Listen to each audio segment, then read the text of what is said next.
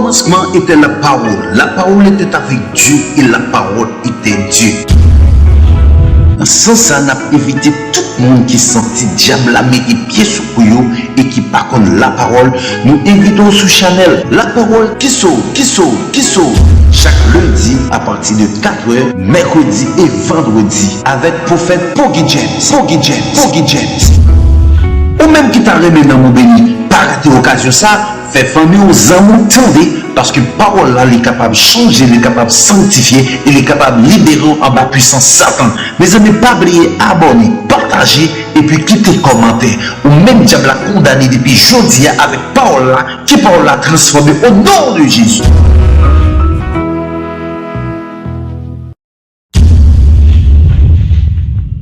Shalom, mes frères et sœurs, que la grâce et la paix de Dieu vous soient multipliées. Ce matin, je suis vachement content d'être ici pour enseigner la parole de Dieu. Mais avant de commencer, je remercie le Seigneur qui m'a permis d'être ici pour enseigner sa parole. Mais je veux remercier également mon fils spirituel, le frère Lud Redford. Je remercie également le caméraman Louis Stanley.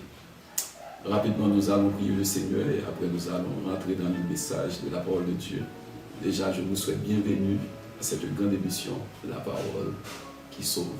Prions le Seigneur. Notre Seigneur, notre Dieu, que ton nom soit béni, exalté, glorifié.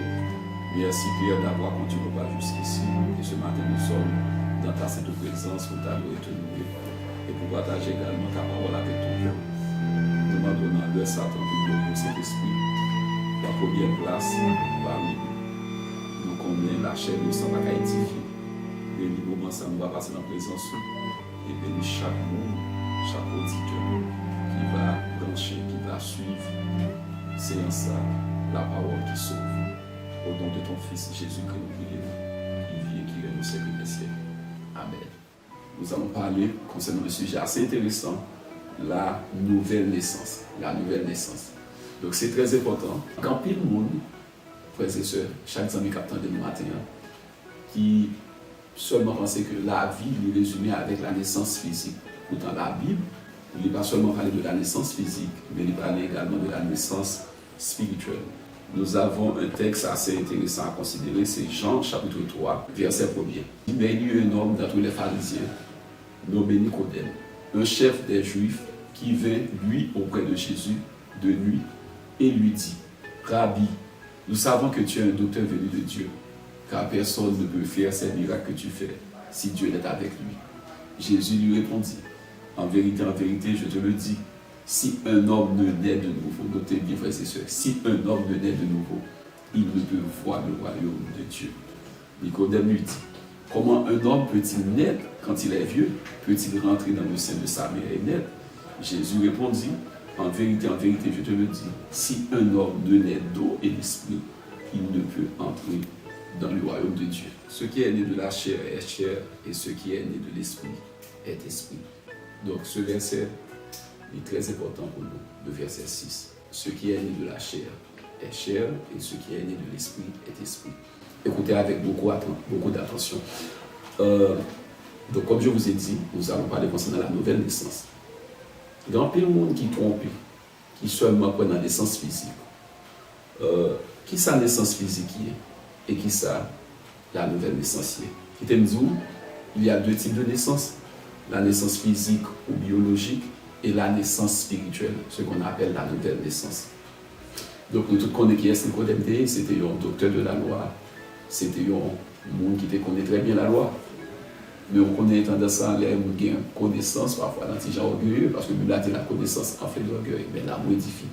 Donc Nicodème était obligé à connaître Jésus pendant la nuit, parce que le pas de disciples, on est le pas de Jésus, parce qu'ils sont gens qui connaissent dans lui-même, c'est ça qu'il pas dans la nuit, que nous ne pouvons pas faire. Et puis sous ce texte avec intérêt, la Bible dit, c'est comme si Nicodème a flatté Jésus. Il dit qu'on n'est personne qui a fait miracle ou faire, si mon Dieu va avec. Mais Jésus, Nicodème, il réponse que moi avant de réfléchir. Il dit Nicodème, pas de monde qui a pour le royaume, c'est pas de nouveau. Pour moi, ça Jésus dit Nicodème n'a pas gagné pour avec ça Nicodème te dit là. Mais Nicodème dit comment on capable faire rentrer dans le ventre maman encore pendant fin grand monde, moi fin faire barbe, moi blanche, mais longue bras, mais longue pied parce que tout connaît long forme pour ton petit monde, ou ouais, petit zone ou roi. Mais Nicodème n'a pas comprendre ça. Donc la Bible dit ça, la là-dessus, mais l'esprit vivifie. On doit appeler la Bible, la parole de Dieu, par le fait que vous avez l'esprit, on n'a pas comprendre ça comme dit là. Et c'est ça qui passe Nicodème. Nicodème tendait, mais Nicodème pas comprendre. Excusez l'expression, c'est comme tout à l'heure dit Nicodème, mon qui finit l'école. Et il ne va pas contre couleur, il va contre compter. Donc ça, c'est un terrible. Donc c'est ça, Jésus fait Nicodème comprendre. Il dit Nicodème, et dans le verset 6 là, ce qui est né de la chair est chair, et ce qui est né de l'esprit est esprit. Donc c'est pour montrer qu'il y a deux types de naissance, la naissance biologique ou physique et la naissance spirituelle. Donc c'est important. Nous allons regarder quelques textes rapidement pour ces deux types de naissance. Prenons par exemple la naissance physique. Matthieu 1er verset 18. Je lis pour vous. Voici de quelle manière arriva la naissance de Jésus-Christ.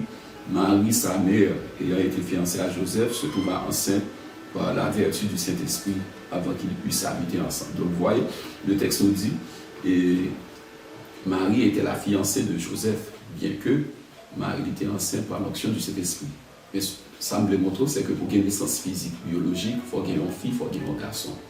Donc, bien qu'après la naissance de Jésus, Marie va faire l'autre petit, Marie va être vierge. Après la naissance de Jésus, il va faire l'autre petit.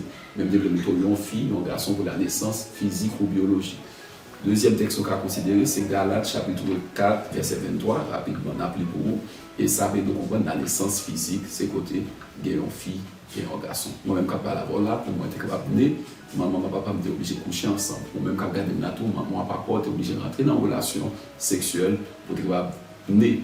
Galates 4, verset 23, 24, verset 23, la Bible nous dit, on peut prendre le verset 22 pour contexte, car il est écrit qu'Abraham eut deux fils, un de la femme esclave et un de la femme libre.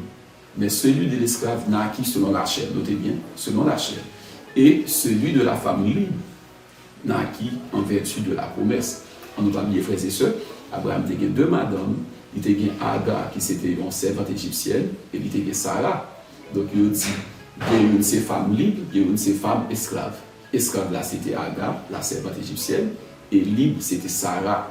Donc la Bible dit qu'il y a un petit monde qui fait selon la chair, c'était Ismaël qui était fait avec Agar, et il y a un petit monde qui était fait selon la promesse, c'était Isaac qui était fait avec Sarah, parce que Isaac c'était l'enfant promis.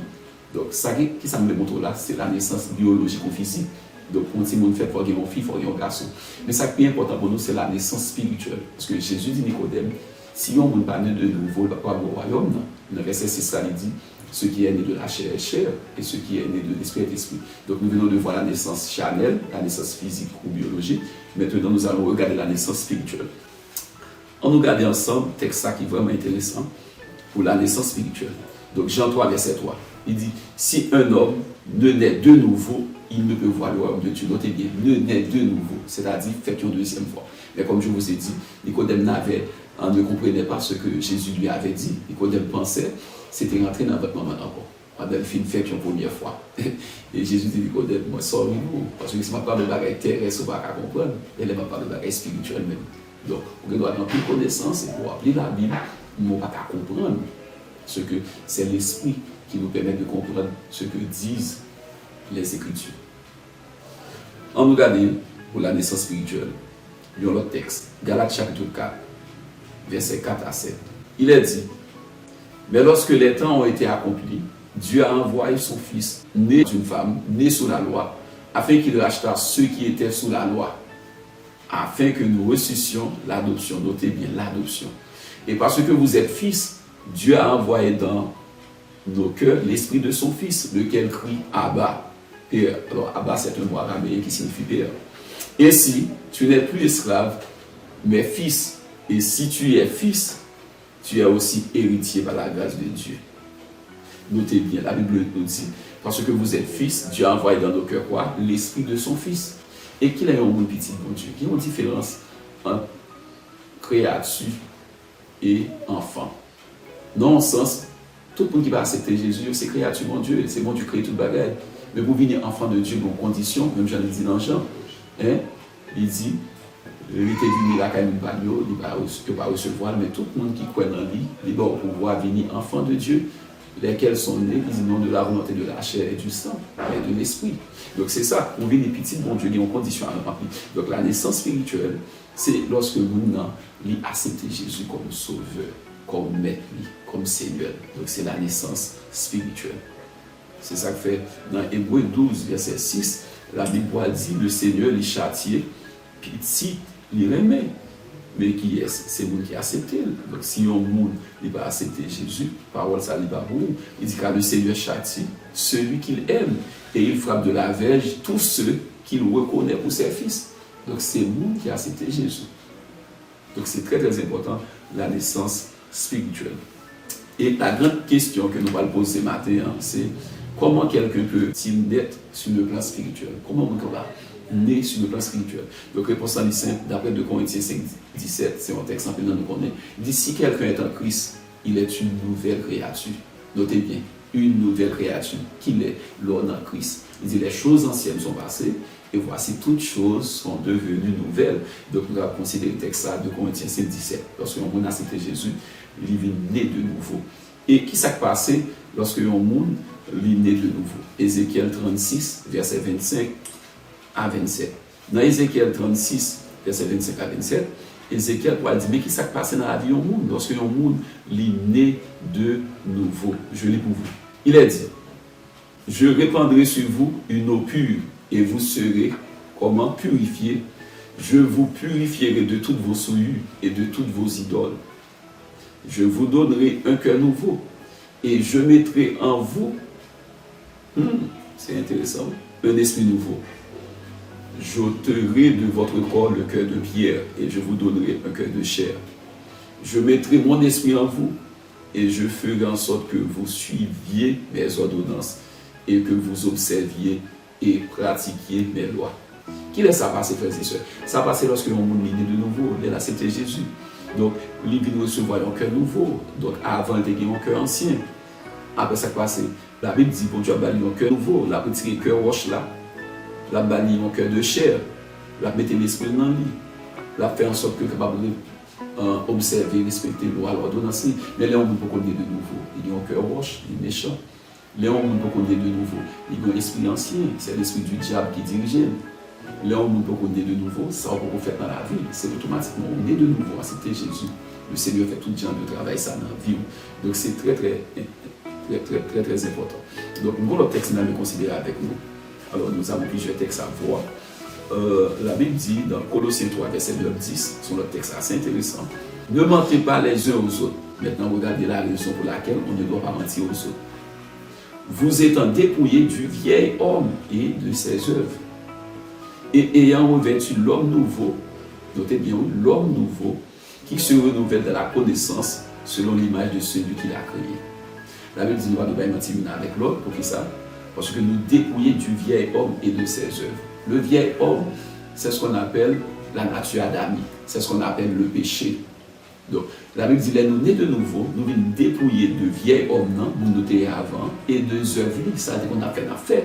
Et il dit, nous venons revêtus avec l'homme nouveau qui se renouvelle dans la connaissance selon l'image de celui qui l'a créé. Donc, c'est Dieu qui a créé l'homme nouveau. Donc, c'est intéressant. On va considérer ça pour la nouvelle naissance.